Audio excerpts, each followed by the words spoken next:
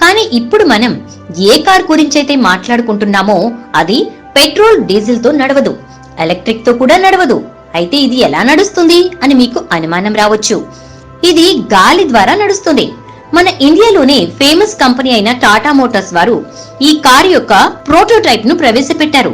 Company వారు ఈ కారుకు airport air powered urban computer vehicle అని పేరు పెట్టారు.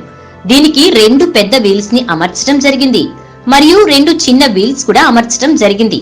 కానీ అవి ఎంత చిన్నగా ఉంటాయంటే మనకవి బయటకి కనపడవు.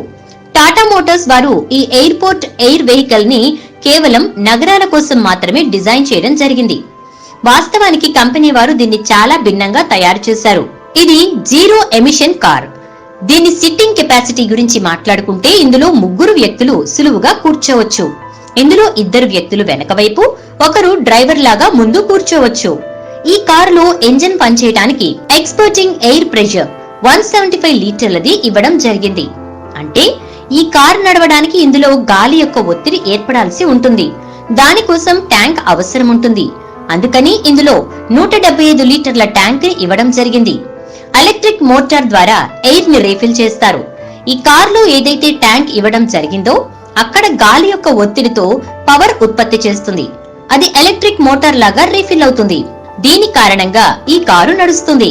ఇది కాకుండా ఈ కారులో ప్రత్యేకమైన విషయం ఏంటంటే దీని వీల్స్. అవి మిగిలిన కార్ల కంటే చాలా భిన్నంగా ఇవ్వడం జరిగింది. ఒకవైపు నుండి రిక్షా లాగా, మరోవైపు నుండి కారు లాగా కూడా కనబడుతుంది. నిజానికి ఈ కారు తప్పకుండా ఒక అద్భుతాన్ని చేసి చూపుతుంది. ఈ కారులో ఒకసారి ఎయిర్ ప్రెషర్ ని నింపి 200 కిలోమీటర్ల వరకు ఆగకుండా ప్రయాణించొచ్చు. ఇది కాకుండా దీని వేగం గురించి మాట్లాడుకుంటే దీన్ని మీరు గంటకి 70 కిలోమీటర్ల గరిష్ట వేగంతో నడపొచ్చు. ఈ కార్ ట్యాంక్ లో గాలిని నింపడానికి కేవలం 2 నిమిషాల సమయం మాత్రమే పడుతుంది. కేవలం 2 నిమిషాల్లో గాలిని నింపి మీరు 200 కిలోమీటర్లు ఆగకుండా ప్రయాణించొచ్చు. ఈ గాలిని నింపడానికి ఖర్చు కేవలం 70 రూపాయలు మాత్రమే అవుతుంది. అంటే మీరు కేవలం 70 రూపాయలతో 200 కిలోమీటర్ల వరకు ఆగకుండా ప్రయాణించొచ్చు. ఈ కారు చూడటానికి కూడా చాలా అద్భుతంగా ఉంటుంది.